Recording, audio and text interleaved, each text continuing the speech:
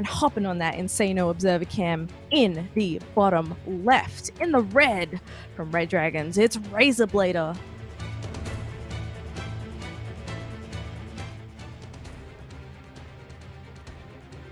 And up here in the top right-hand side, the champion of the Philippines and a connoisseur of Zerg.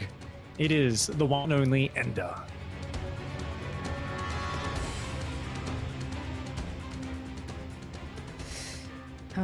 And representing Liab Esports. I'm actually not sure how to say that. But yes, I was looking at it earlier and I was like, Liab. Someone correct us. I'm sure someone out there knows. My favorite is there'll be like 5 people who will all try to spell it out phonetically in the chat, and they'll all be different. Be like, but I'm very excited to see where this match goes. You know, I'm super duper hyped. I always think about it and I kind of say, okay, if I was to put myself in the player's shoes, you know, how do I approach this matchup? And I think about it from RazerBlader's point of view, and well, I don't know. I think EnDerr is so free-flowing. I look at his play as a commentator, as someone who's trying to learn from him, as an opponent. I try to put myself through many lenses, and I feel like he's free-flowing. I don't look at his playstyle and say, oh, his build is to do exactly this and this and this. It feels like there's so many reactions and ways where, you know, if something goes a different way, he kind of just very drastically shifts. And I think it's a mixture of that flexibility combined with the fact that he's expanded his skill set that has led to his success this year. I think he can, like you said, go up to a much higher worker count than he used to. He can spread creep across the map behind his aggression. Now, he's not going to get there in the same streamlined path like, say, like a Nampshar, you know, one of this school of snoot Zergs, you know, kind of like a Risky would go for, right? But he's definitely capable of getting to that stage and playing out a really powerful late game, as well as just doing crazy all-ins. And it's that which is going to keep RazerBlader guessing. Now, RazerBlader is going to block the third base, something we don't see as much these days, but no Zergling's going to go across the map to punish it. And in fact, no Zergling's built at all. EnDerr here, trying to just squeeze out as many drones as he can. Yeah, cutting a couple of corners, going to be a bit of a pest now that he's got that block to deal with. Can he avoid paying the Reaper tax? Because RazerBlader, I mean, it's not the greatest ping to micro on, but it is possible to pick off a worker or two. He doesn't have speed yet, probably wants to take a breather just so that can kick in, maybe with the 1-1-2. So he doesn't lose too much there. Starting to push the creep spread out a little bit. EnDerr isn't typically the heaviest creep spreader you'll see in the region, but he does get like at least a bit of connection between his bases. Would love to see him spread that out a little bit more, especially if RazerBlader is going to start pushing, but EnDerr's aggression is keeping him back. Oh, Zergling's there running around at that third base. Don't really find much just yet, but keeping RazerBlader scared, while EnDerr, as we said, has so much freedom. He was so far ahead earlier, and even though RazerBlader is creeping ahead in supply is not everything. This is indeed a 4-base Zerg who's actually just finished a 5th base, 76 workers to 57. And with the Spire finishing up as well, it's going to add a lot more to this. RazerBlader's macro is really looking good, though. I mean, the way his supply is climbing ahead a little is nice. EnDerr's still roaming around with Zerglings, but definitely lacking just a little bit in his map vision, I feel. As the creep gets out there, that is being rectified. He's got some Overlord spotters on the edge, so he should get some warning. And he's already got a squad of Zerglings in the main base. Yeah, you saw that double drop coming through with those lings that he had spare for another run by. And RazerBlader not going to risk it straight off the bat. Oh, the mine hit could be juicy, but a split from EnDerr loses just a bunch of lings there as RazerBlader lifts up towards that right-hand side. He's got some units at the top left as well, just a few Marines, not enough to cause too much grief, but he is at least now aware that that hatchery is there, and he gets a little bit of forewarning of these mutas. Unfortunately, going to lose these units on their way home. Only focusing down one. It's not a great trade there for RazerBlader individually, but he is just trying to hang on and buy time.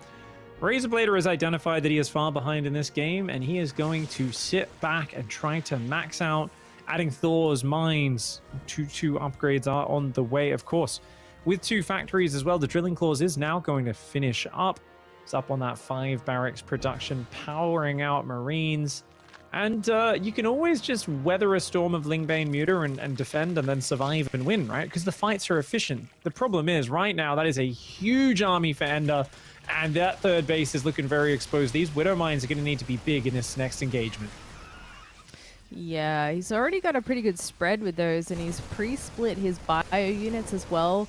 It's not the easiest spot for EnDerr to attack into, but basically if RazerBlader tries to move out, you can almost guarantee EnDerr's either going to swarm the army completely or he's going to go for some big backstabs, which makes it very difficult for RazerBlader to make any decisive moves here. Already EnDerr going to try another option to attack in with this huge flood of Lings, and Muta, not a huge amount of Banes on the floor here. He's going to try and go up onto that ramp. Some carnage there with that Marine stim. Nice split off. Banelings get in the natural min line, 13 SCVs, and as much as a lot of Zerglings did go down there, EnDerr can take these trades all day. Looking to keep him off the fourth base. Of course, RazerBlader, on the other hand, does keep the fourth command center alive. He's going to try and establish that. Most of his Widow Mines are up on his third, though. I think keeping up Widow Mine production when you're in survival mode like this is basically everything. Don't stop building SCVs. Don't stop building Widow Mines. And as long as you've always got more Widow Mines backing everything up, there's a chance. There's hope that you can defend the Link Bane onslaught. Those are the great equalizers that can really get bang for buck. But if you're ever out of Widow Mine shots, EnDerr will roll through, and the numbers are such, it won't even look close, because the Banelings will just overwhelm the Marines so quickly.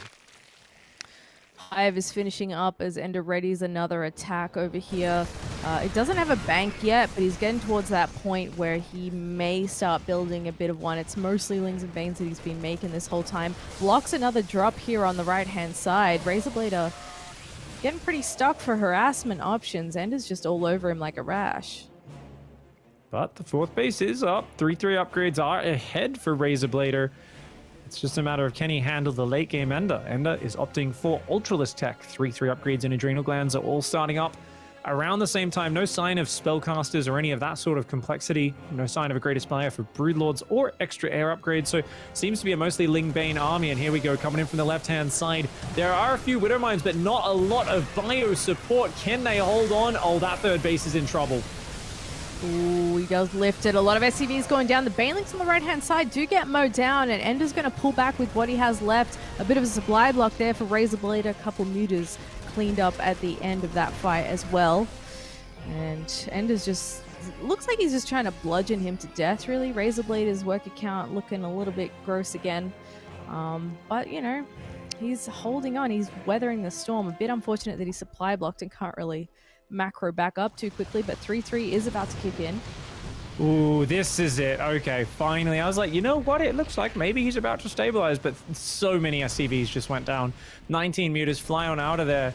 I like that these Thors are getting boosted around to help defend. Ooh, Marines there looking to wrap around, see if they can catch the mutas, but EnDerr's watching. And he will slip out of there. So nice for EnDerr there. RazerBlader again looking a little bit stuck. He's got the 3-3 now.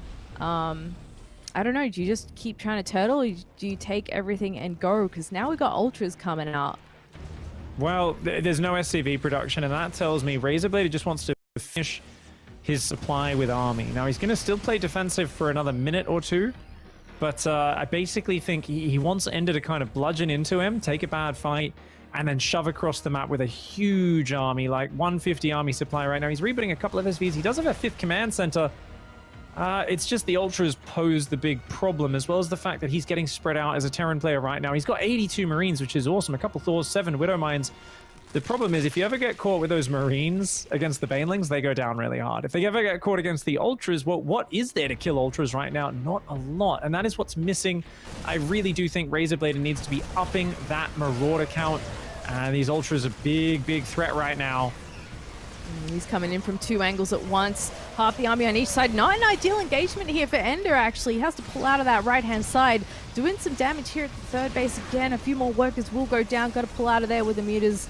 It looks like that Ultra will survive. But EnDerr's just continuing to remake that army. Oh, hello, Ultra. Oh, and Orbital is going down in the main, though. And RazerBlader, he's going to lose the main base Orbital. Oh, full-on energy as well. The Thors are not loaded into the medevacs. It's so hard to organize and defend. And even more SCVs are going to be going down here. EnDerr's just got so much money to work with. Anytime he finds a fight like this, it's looking good for him. He's even, of course, got the accidental Swarm Host that's randomly popped out.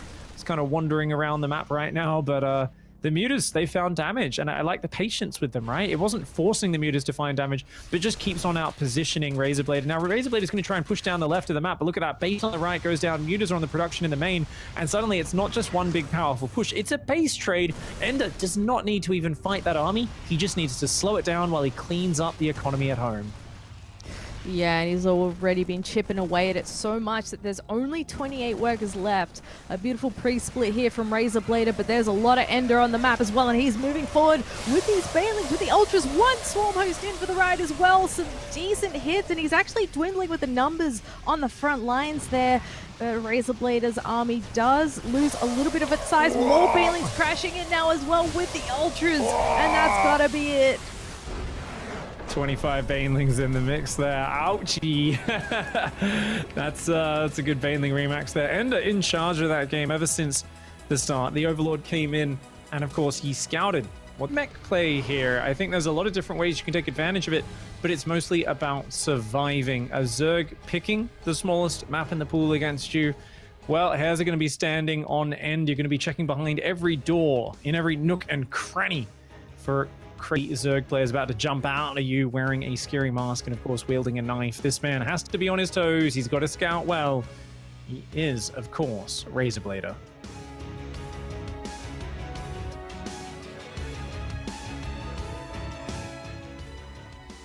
And his opponent in the blue in the top left.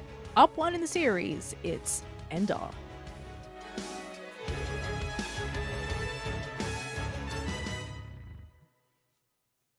He's seen it all, and is back here once again playing in a big match, and can open up with a 16 gas and 16 spawning pool there as well. So it's quite a fast pool gas combo. Could be used for a Speedling Flood attempting to cancel the low ground command center. Could be used for early Roaches and Ravagers coming across the map. I don't even mind something like the old, just 3 or 4 Roaches turning into Ravagers, Speedlings flooding behind it, just bust on through. RazerBlader is not SCV scouting just yet, and it looks like his SCV on his barracks has actually been queued to go across them. 2 supply drops on those depots as well. If he gets some vision there, then he can file those down too. It must feel like Christmas for EnDerr, being able to just harass freely here. No tank shots to be worried about, and there's not even that many units to be put into these bunkers. So while the preparation was good, nice last minute salvage there, he's still in a bit of a tough spot here. Now with this other tank coming in, now he does have to be a little bit more careful from that splash. So RazerBlader going to have a bit of a better position here, but still fairly backed up into that nat. Yeah, I mean, I really like the way that was played out. 4 depots, 3 Hellion kills, 4th base is on the way, 5th hatchery as well, the macro hatch.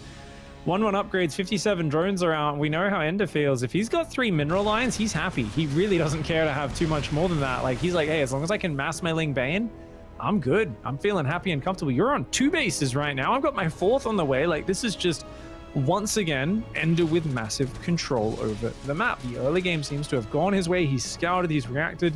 He's gotten himself a nice little lead and 13 more workers powering up. I'm loving the way EnDerr's opening up in this series. Yep, and he's already got a pretty solid ground force. Morphing in a couple of Banes here as he saturates that 4th base a little bit. He finished up the macro hatch as well and is now looking towards that Spire Tech as well. So he's really got everything going for himself right now. That production tab looking pretty good. Oh no, RazerBlader. He just built an armory blocking his only way out of his base. He just did a genius depot to block the spot where the tanks kept popping, but then he put an armory down, which was the only way out of his base. He cannot fit tanks in and out of his base right now. RazerBlader, it's just full chaos because of the SimCity, because of this early pressure that EnDerr's put on. And now RazerBlader, he's got to do something with this push because his base is in chaos. It's not every day that you see the SimCity have this much of an effect. Ooh, and it comes in from the back. He's isolated the tanks away from the bio. Takes a second to take him out, but now this bio is pretty much naked. Not too many Banes in here. No Bane speed just yet. It's a little ways off, so being off creep, RazerBlader can hold on for the moment. Going to take the opportunity to snipe a tumor there, but I think EnDerr should be able to clean this up. He may want to pull back a little here. He does take a breather and starts the march back towards his base. He's about to discover what you just pointed out, Pig. Oh, that's so sad. Oh, this is, yeah. And I mean, yeah, he's figured it out. He's just looked at it. He's I'm on his camera. He's just trying to lower depots and get in and out, but he doesn't actually have a solution here. So he's kind of, you know, he's glancing around his base. I'm on his camera, and he's really just, he's lifting his barracks. He's trying to land it. It's really, really bad. Even moving his barracks is not going to help. He gets ambushed in the middle of the map while he's trying to deal with this. His tanks, now it looks like they can get out over that depot. Oh, the 5-minute dilemma of getting your tanks in and out of your base. This is really not the way he wanted to start it. I gotta say, hats off to him for not missing a beat with his macro while all that happened. He has been spending his money perfectly. He's on 70 SCVs. He's got a double drop that's going to start clearing creep, but mutas are about to hit the field. He cannot be affording to lose any of these units. Yep, instantly picks up here after cleaning up a bit of creep. I do like that he's being quite diligent about sniping whatever tumors he can get a hold of.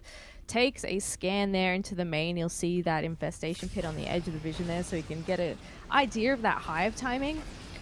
And cleaning up this overlord here as well. But he has really been bullied off the map once again, and now mutas are in play, and they did a sensational job for EnDerr in the last game.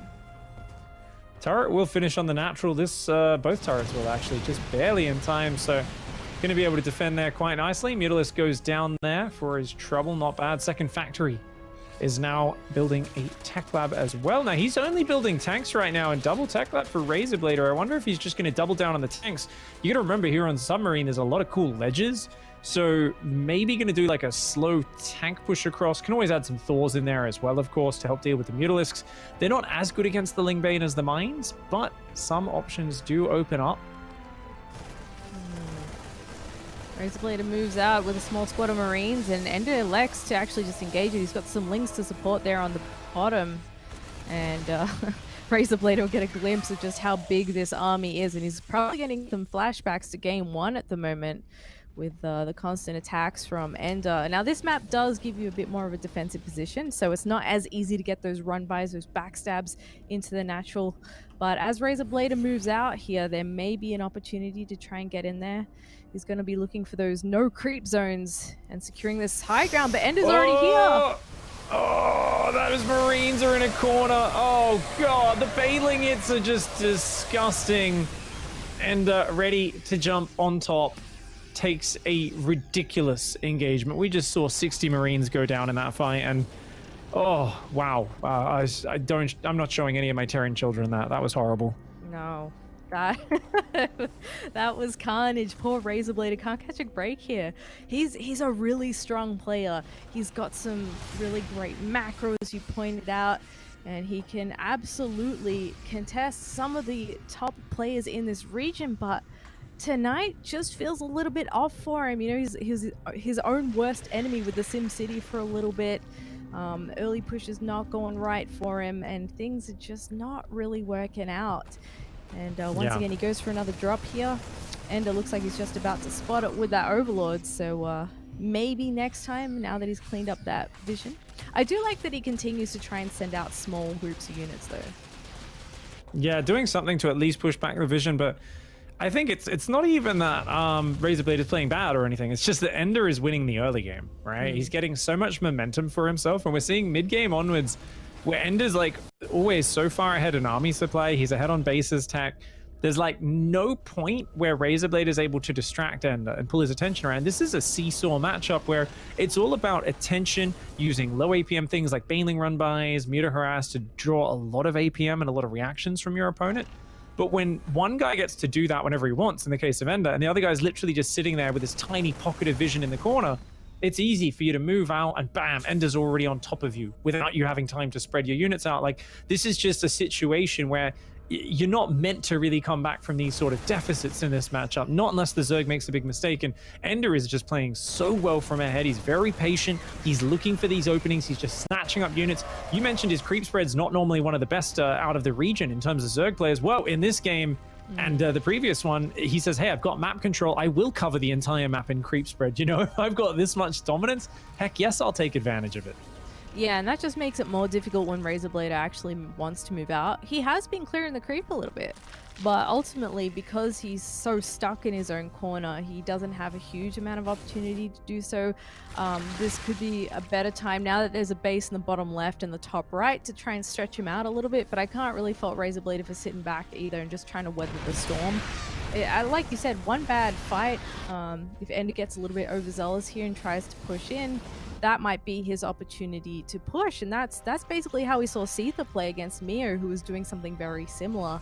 But it looks like EnDerr has had enough of waiting around. He's going to try and bust through 4 tanks here. This could pack quite a punch against the army. A lot of that cannon fodder is getting absolutely ruined by the Marines. Oh, those Marines mince the Banelings, but the Ultras get a few powerful Kaiser Blade swipes on the Marines, and the splash damage on that ramp was huge. They're trying to save this command center. It has to lift nonetheless. SCVs have gone down. EnDerr has banked behind this. He's already remaxing on 5 Ultras and another 60 Zerglings. He piles down the siege tank, making use of those 3 Ravagers left over from the very initial push in this game.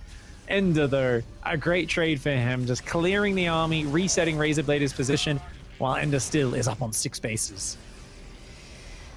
Yeah, he's at that point where he doesn't mind if the trade isn't exactly beautiful on his end, because he's just going to remake everything. He's even going into a Greater Spire, some Corruptors coming out here as well, and that will help against that very entrenched position that RazerBlader has been trying to take advantage of. But now the attack's going to come from the top and the bottom at the same time. Does he actually have enough to defend this? Oh, so many Zerglings on the south. Gonna get on top of that base. That command center might go down. The Ultras on the planetary on the north at the same time. It looks like those Ultras, can they out-repair it? Oh, the Drilly Boy is not enough. The Zerglings savage the mineral line. The Ultras run away deep in the red, but their mission was successful. And damn, EnDerr is in charge of this. Wouldn't it be great if we actually made them wear, like, maybe not shorts because we can't see them, like, or trunks, but maybe like a wrestling leotard, kind of, you know, those like things, like a blue one and a red one, and we can kind of just like ship those out to the players, get them to wear them on camera. I think might be a bit hard to get the players on board. I think some of them would be down with it though. Yeah, for sure. We should raise that with the teams. Actually, get, you know, that should be the new jersey, right? Hells yeah. Get the I mean, we've got to one up the classic, you know, 2001 spacesuits on a like rotating desk inside the audience, weird setups of the original StarCraft esports tournaments. You're like, what am I watching right now? Is he wearing a spacesuit? Why is it so shiny? Did they take all of those holographic Pokemon cards and make a costume out of it? I'm very confused. Yeah, it sort of reminds me of those like really extras 80s glam metal performances. Those sort of bands, they would come out with something ridiculous like that. They've got like a drum kit that hovers over the crowd or something. We need something like that, you know, spice it up. Get some costume changes in.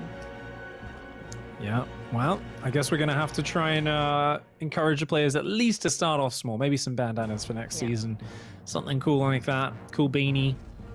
We'll see, of course, as once again, RazerBlader opening up with his very confident, just opening. SCV Scout. Reaper's going to join up. Going to deny the third, but he had no idea. He was staring at that third base the whole time. Oh, that's rough. That's very, very rough. Ah, this was such a good start for him this time as well, but the Mutas have found some damage. That finds damage as well, and he's so blind on this map. RazerBlader is pushing out now. His shields is not done. He doesn't see anything ahead of his army. I mean, I like that he's getting the push going, but he's got to be careful. There are 2 mines on the side of that natural base where the Mutas are harassing right now, but it looks like he is able to juke the damage, and that's the one on the ramp. I actually really love the mine positionings from RazerBlader, but it's just not quite enough. And so many more SCVs are going down. RazerBlader has arrived at the third base of EnDerr, but so much damage is being done behind this. If EnDerr cleans this up, I don't know if RazerBlader has anything left. Yeah, I mean, RazerBlader is trying to push in on the fourth right now, but EnDerr is so patient, just rolling handfuls of Banelings in, biding his time. Mutas are on top of the production, and RazerBlader just unable to get back control of this area. He's trying to rally his Marines to fight this. Oh, a big Widow Mine lands on the Mutas at home, but at the same time, EnDerr cleans up. Oh! Wow. Ooh, some spicy mine hits there. That's a small win for him. Oh, the Mutas in the main base also starting to get thinned out. I think he ended up with like 4 in the end there left over. More Mutas being made here though. He'll be back up to 10 to 12 in just a moment, and RazerBlader has been bullied off the map. Sitting at 47 workers, he's slowly been making a couple of SCVs back, but it looks like he's stopped that production for the moment. Yeah, I mean, this is just EnDerr grabbing control. I like the change up here in map 3. 2-base muted to get control. I mean, I really feel like the 3CC could be amazing against it into Bio, but I think the lack of Marines being ready in the main base, you know, he was so focused on defending the third early. Those mutas bounce back and forwards, and you could see that RazerBlader kind of just got a little bit behind on his ability to defend everything, and Baneling's coming in on the third. Mutas on the bottom left come in first. The classic 1-2 punch. He's not looking, and goodbye, SCVs. Oh man, he gets up all of them bar 1-2, and he gets some of the army at the end there. This is really not RazerBlader's best showing. He's looking pretty scattered here. He just can't really find his rhythm again. And yeah, he's doing it real tough. He just keeps taking hit after hit from EnDerr. Yeah, it's really interesting to see RazerBlader, because you can see he's got some amazing ways of doing things, but I just don't think he's used to the way EnDerr keeps on doing stuff. And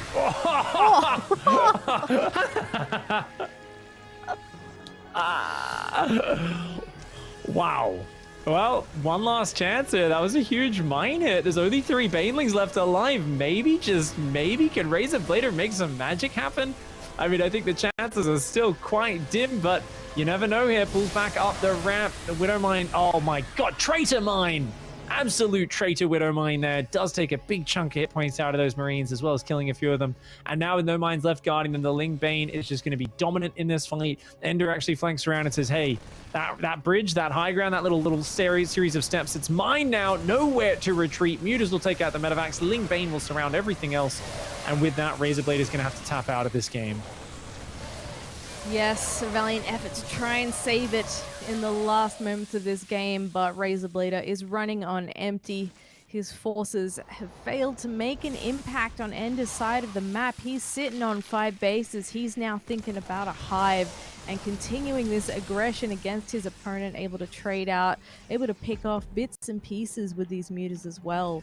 And he's still just got infinite control over RazerBlader, who's been a bit stuck, sort of running after him, trying to minimize the damage, and inadvertently not paying attention to his mineral lines at the moment that EnDerr is rolling in there. So maybe one last push here with this amount of mines, but I think that's going to be about it. EnDerr here moving down the right-hand side of the map. Mutas rotating around the left. Really like this fluid control from EnDerr. You know, both players here are really just wanting to try and dictate where the action is, but it's been EnDerr start to finish this series. We really haven't had RazerBlader really getting any chance to initiate engagements. The start of the series was him doing a Hellbat timing attack where he just got backstabbed by Zerglings and Banelings were ready to greet it. That was like the only real attack I feel RazerBlader has been able to execute in anything close to his terms. Other than that, it's been all EnDerr so far. RazerBlader is one more time going to try and set up a nice spread, but every time he does this, it's always so desperate that EnDerr can simply fall back, bide his time, and then trickle Banelings into it until he's ready to engage. And once again, EnDerr jumps forward on the Bio. A few good mines defend. They do damage all the Widow mines, though, and there's plenty more behind that. All these mutas are actually getting pretty sorted out on the other side of the map, but 20 workers have gone down. The lifts are forced on the front lines there for EnDerr. And he's got plenty left over to deal with whatever RazerBlader has left to dump into the main base there. Plenty of mutas surviving despite the onslaught of mine hits and a little bit of marine stimming. 10 on the other side of the map, 10 yet to hatch. And RazerBlader just looking for any bit of damage you can possibly get done. Yeah, normally dropping individual Marines and Marauders on Banelings is a really good trade because it means that you're trading often, you know, 1 Marine for 2 Banelings. But in this case, you would need to trade 1 Marine for 14 Banelings to be efficient for the scenario, you know, situational efficiency. It's like in terms of where you're at in this game economically, how efficient do you need to be to get back in it? Well, each Widow Mine needs to kill the whole army. Otherwise, I don't think you can do it. That's so many Mutas and Banes. And it turns out the SCV pool of the boys here, a stylish way to go out for RazerBlader. And no doubt realizing, of course, that was a desperate maneuver. But why not go out in a flash and bring the Drilly Boy?